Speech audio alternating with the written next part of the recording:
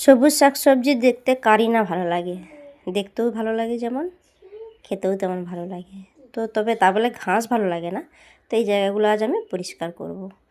তো পরিষ্কার করে দেখো জল নিয়ে যাচ্ছি। জল নিয়ে গিয়ে ওই জায়গাগুলো পরিষ্কার করে আমি কিছু সিডস লাগিয়েছি। তো সেই কী কী সিডস লাগিয়েছি সেগুলো আমি তোমাদের সঙ্গে শেয়ার করব। আর সিডস লাগিয়ে কিছুটা জায়গা আমি পরিষ্কার করতে পেরেছি, আর কিছুটা জায়গা পারিনি, কারণ অনেক হার্ড মাটিটা। পরিষ্কার করে আমি তারপরে এগুলোতে জল দিয়ে দিচ্ছি। তো কিছুদিন আগে কিছুটা পরিষ্কার করে আমি মূলো শাক লাগিয়েছিলাম। মূলো তো বাইরে ভীষণ রোদ্দুর। তো চলো দেখো কী কী লাগিয়েছি। জানি না কতটুকু সফলতা পাবো, তো যাই হোক দেখো এ পাশে লাগিয়েছি বিনস আর মটরশুঁটি। কিছুটা জায়গা লাগিয়ে একটু জালতির মতো একটা দিয়ে দিচ্ছি, কারণ কেউ বাচ্চারা তো খেলে যদি পাটা তুলে দেয়।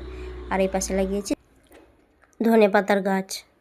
আর এইটাতে লাগিয়েছি একটা লাউ, আর কুমড়ো বিচা ছিল দুটো, ওটাও লাগিয়ে দিয়েছি। আর এই সাইডটাতে লাগিয়েছি ভিন্ডি। আর এটা দেখো মূলোটা কিছুদিন আগে লাগিয়েছিলাম, তো মূলোর শাক বেরিয়ে গেছে ছোট ছোট ছোট ছোট, এখন দেখতে তো ভীষণই ভালো লাগছে।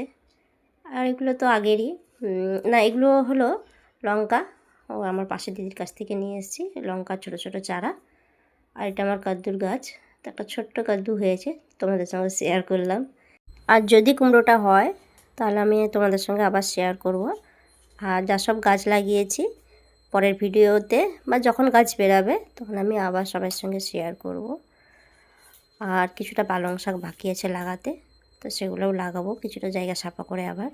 তো দেখো এখানে আরেকটা কাদ্দুর গাছ হয়েছে, আর একটা লাউয়ের গাছ লাগিয়েছি। তো সবাইকে গুড মর্নিং।